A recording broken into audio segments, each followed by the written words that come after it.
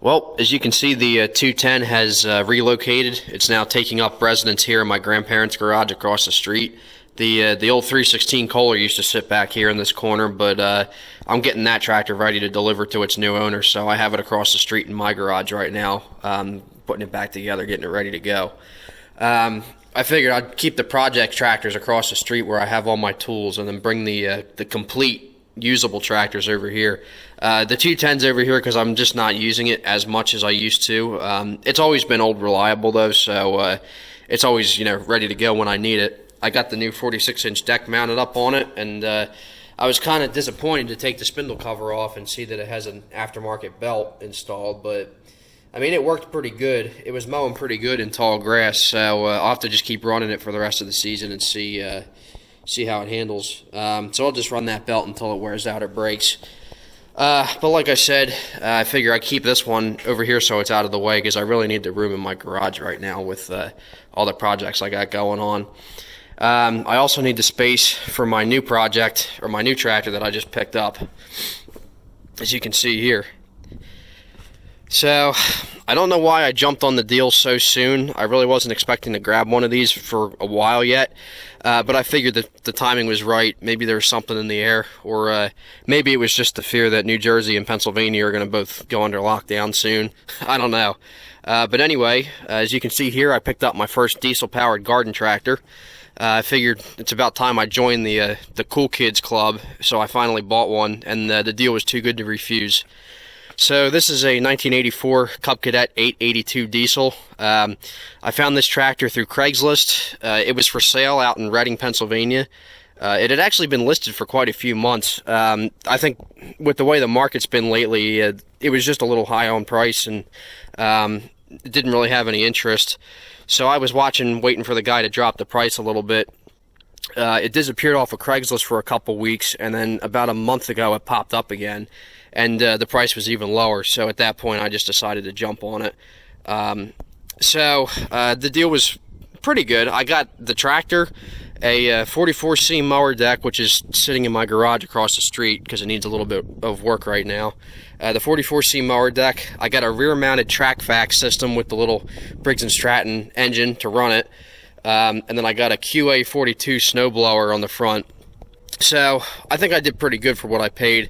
I actually sold the track vac last week. I wasn't expecting to sell it so soon because it's really not the time of year for that, but I wanted to get rid of it because it was a rear mounted, like it was solid mounted to the frame of the tractor. It wasn't like a tow behind or a 3-point hitch mount. So I figure I'm going to be using this tractor for a lot of random jobs here and there. So I'm not really a fan of the solid rear mounted equipment. So I sold the track vac, made a few bucks on it. And the QA42 blower is actually sitting up the road in my uncle's shop just for storage, because I don't have a lot of room with the projects I got going on right now. And it's not the right time of year to try and sell a snowblower anyway. I also have a 26-inch walk-behind Troy-built snowblower that we just use on our driveway. And I have the 54 and 43 blades for the John Deere tractors. So I figure there's no point in having a front-mounted snowblower, so since I have all that equipment already. The tractor also came with a set of 75-pound plastic wheel weights, which I actually have sold. I just have to deliver them. And overall, I mean, as you can see here, the tractor is in excellent shape. So the gentleman I bought it from was either the grandson or the great-nephew of the original owner, from if I remember him correctly. And it was originally purchased at Danville Sales and Service, a dealer in Danville, Pennsylvania, which is actually where PA Plow Day used to be held until before they moved it to Watsontown. But it was bought new there and serviced there, and it got passed down between 2 or 3 different members of the same family, and then I picked it up from the third owner, or the third family member who had it. And he had done a lot of the maintenance on it himself, and he knew the backstory on the tractor. It had been in his family, its whole life, so it kind of made me sad to take it away from the family that it spent its whole life with, but I let him know that it was going to be in good hands. So let's pop the hood here. I'm sure everybody's eager to see what it's got. Kubota D600, little 15 horsepower, 3-cylinder diesel engine. Nothing fancy. It's not a powerhouse by any means, but these are a very reliable engine. These are a lot of these engines were used in generators and reefer units and all different kinds of equipment. It's basically the same size or same class of engine you'd find in an equivalent John Deere diesel-powered garden tractor. Three-cylinder diesels like this have a lot of different applications. Now, a lot of you guys know me for being a John Deere guy mostly. I do have a Cub Cadet 782 that's white and yellow. It looks a lot similar to this one. You're probably wondering why I decided to buy a Cub diesel instead of a Deere diesel. Honestly, I like the Cub diesels more because they're a little bit more rare and unique. You just don't see as many of them, especially here in New Jersey where I live. I only know of one or two other diesel Cubs in the state. So I figured it'd be cool to own one myself, and particularly an 882 because I just like the white and yellow paint job better. I think there's something about a two-tone paint job that really stands out. And I kind of wanted an 882 because since these were only made in 1984, it would be the same year as my 782, which is also an 84, and it has the same hood decal style. They changed up the style of the hood decals every couple years. So basically, once I get the 782 back together, these will look like twins, and I think they'll fit very well. So for those of you who don't know, the 882s are fairly rare. I think they only made like 6,000 or so of them. I'd like to find an exact number. It's hard to know for sure, though, because these tractors are actually identical to the red 782 diesels that were made from 84 to 85. Those are a little bit more desirable just because they have the IH red paint scheme that people pay a ridiculous amount of money for. I didn't really see the need to spend the extra money and get one that was painted red. I like the white and yellow anyway, but it's the exact same tractor as a 782D. The 782Ds were sold at IH farm equipment dealers, and the 882s were sold at Cub Cadet lawn and garden dealerships. And that was how their paint scheme worked back then during the CCC period after MTD took over. But it's the same tractor as a 782D, and then this eventually evolved into the 1512, which is again the same exact tractor, just a different hood decal really, and a couple minor differences here and there. But as you can see, the tractor's in excellent shape. It really has lived an easy life. As you can see, the hour meter says it has just under 1,160 hours, but supposedly that hour meter has been replaced. I mean, I had to take the previous owner's words with a grain of salt because I can never be 100% sure, but he said the original hour meter quit around 550 hours, and then his uncle or grandfather, whoever was one of the previous owners, replaced it with a used CCC Cub Cadet hour meter instead of just putting a crappy aftermarket one on. So technically, that is the correct hour meter for one of these, but supposedly it has only 550 hours or so. It had 1,148 hours on it when I bought it, but I've put just a little over 10 hours on it since then. Just using it around the yard here, I've already been getting some good use out of it. So it just goes to show you how much I've been using my equipment, and we've only been, outside doing lawn work for about a week or two. So I've really been enjoying this tractor. So, like I said, supposedly it has 550 hours, but I guess I'll never know for sure. But judging by the previous owner's knowledge on the machine and from the amount of different parts and things and the service records that he kept for it and how well he took care of it, I think I could trust his word. He put a couple new parts on it, including a new electric fuel pump, a new key switch, as you can see there, and just a couple other little odds and ends. The engine has been very well maintained. It doesn't leak. It doesn't really smoke. I mean, it's when you throttle it up and when you start it, it smokes a little bit, obviously, like a diesel should, but no excessive blow-by or noises or anything. The major problem with these Kubota engines is that, unlike the Yanmar diesels and the John Deeres, these were notorious for being hard to start, partially because they're just a cold-blooded engine by nature, but also because the way that they're wired from the factory is not exactly a well-engineered setup. The way these are wired is that the voltage has to go, when you turn the key, the voltage has to go from the battery to the key switch and then to the glow plugs. So it takes the glow plugs a lot longer to cycle and heat up, and sometimes you have to cycle the glow plugs more than once to get them to start when it's really cold. This one honestly isn't too bad of a starter. It's not really a hard starter, but it also hasn't been too extremely cold either. So I'm curious to see how it does in the dead of winter. But there are some modifications you can do to these. You can run a second ground wire off the battery to ground the engine, make it start a little easier. you can wire in a separate solenoid to run hot wire directly to the glow plug, so they get all the power when you turn the key on. You can put a higher output battery in it, and you can also replace the original starter with a high torque gear reduction starter. Those were commonly used on the reefer unit Kubota engines. So that's like a neat modification that a lot of guys are doing.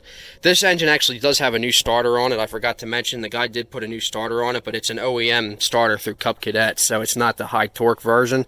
So someday down the road I probably will put the high torque gear reduction starter on it just to make starting a little bit easier.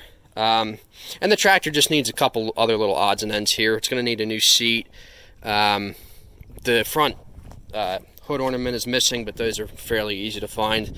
I'm also going to swap out the front wheels because you can see they're rusted around the rim, and this tire on this side is pretty dry cracked. For some reason, these Cub Cadet tractors were notorious for getting surface rust around the rims.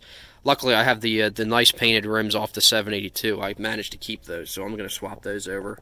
When I took the wheel weights off, the paint on the original wheels was so rusted out and flaking off. I mean, it just looked terrible.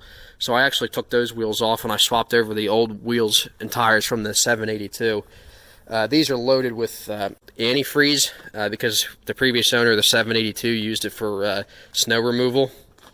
And I should also mention that just like the 782, this tractor has the CCC aluminum transaxle, which is not a bad transaxle, but it is very light, which matters especially on a tractor like this that has that heavy diesel engine up front.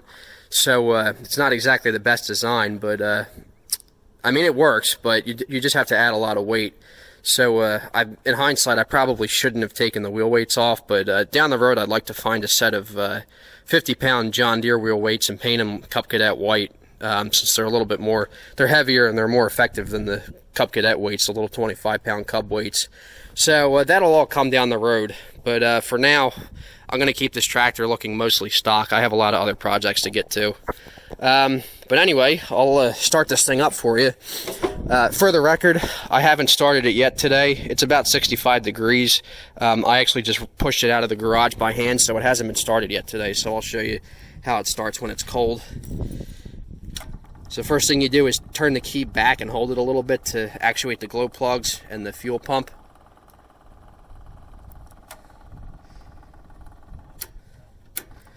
Here we go.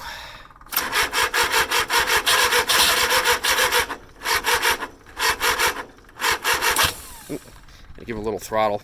I forgot the throttle, the shut off on these is actually manual. It's not electric, so you have to bring the throttle up past halfway.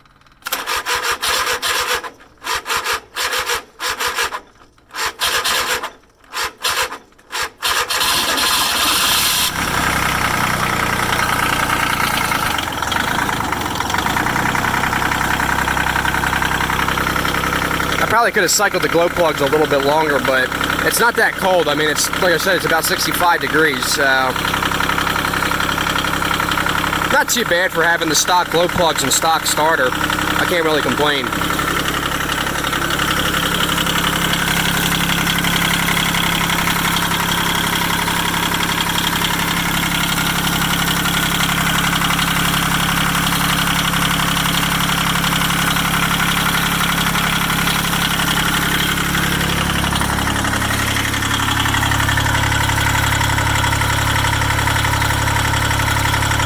It's also got the chrome exhaust tip, which is kind of cool. The neat thing about the mufflers on these, since they're outside of the engine compartment, well, for one, it leaves a lot more space under the hood to work, which is one thing I like about the Cub Cadets, because the John Deere diesels are very crammed under the hood, and the engines are also mounted backwards, so the radiator actually sits in the back. Another thing I like about the Cubs is the radiator's up in front, and it's much wider, so it doesn't overheat as easily. That's one of the issues that were common with the 322, 330, and 332 tractors, because the radiators are so small.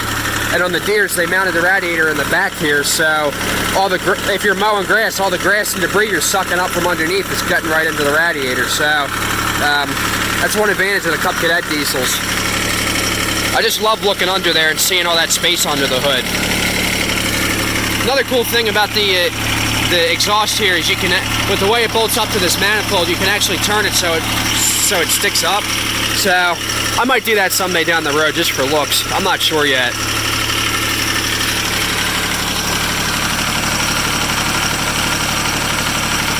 In the 10 hours I've run this tractor so far, it hasn't overheated or anything. The temperature gauge doesn't get over the low mark there, so it does a pretty good job of staying cool. And the previous owner changed all the fluids and filters on this thing, so it's got fresh oil in the hydro too, all new filters, and fresh antifreeze in the radiator too. So it should be good for the season. Looks like it's got a couple new belts as well. He also included a new water pump belt. I have it sitting in a box full of parts back home.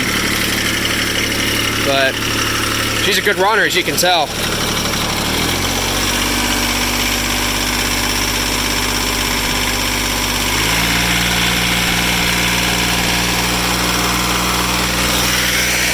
The hydro has a little bit of creep. I'll have to adjust that, but it's not too bad.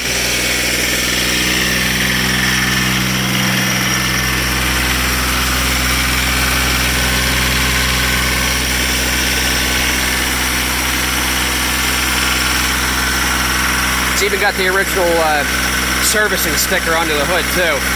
Another unique aspect about these diesel Cubs is they use a different hood from the regular 82 series tractors because they have the fuel tank mounted under the seat instead of under the hood, so there's no cutout for the fill cap.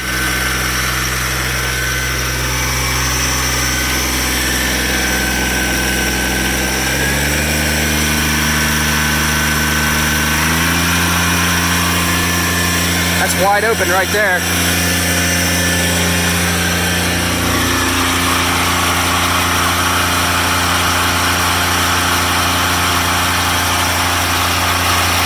Even has the original CCC logo, which is kind of cool.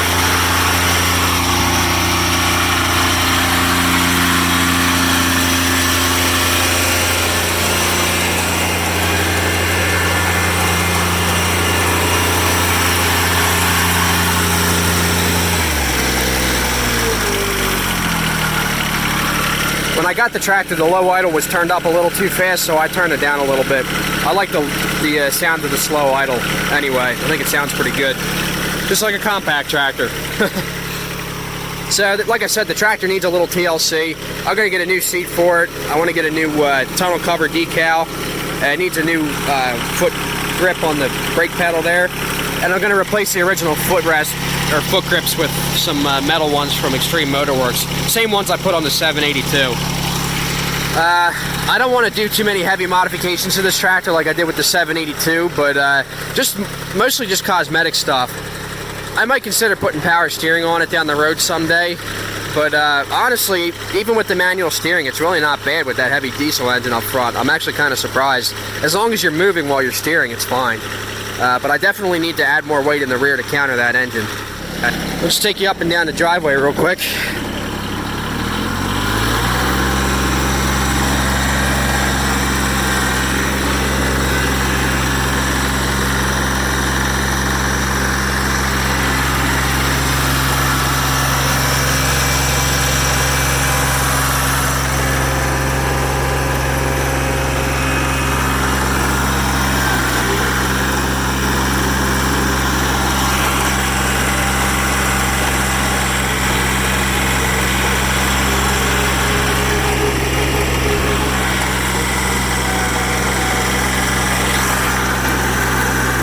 It really runs like a top.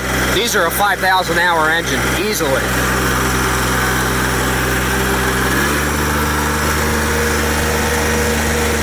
It rolls a little bit of coal when you throttle it up, but it's not like a crazy smoker or anything. I know a lot of guys like to turn up the injection pumps on these engines, but I want to try and keep this tractor fairly stock, so I'd rather save the wear and tear on my engine. So I will most likely not be turning up the injection pump or messing with it in any way, but I will be upgrading the starter and the glow plugs and all that, just to make it start easier.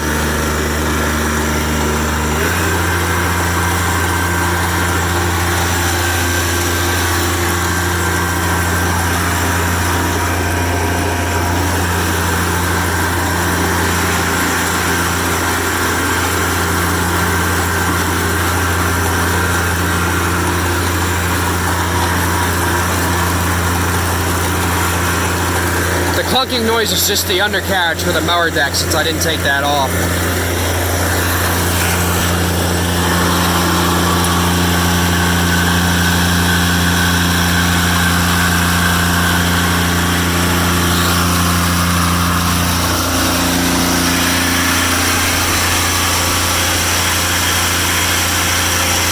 Even got dual hydraulics like the 782.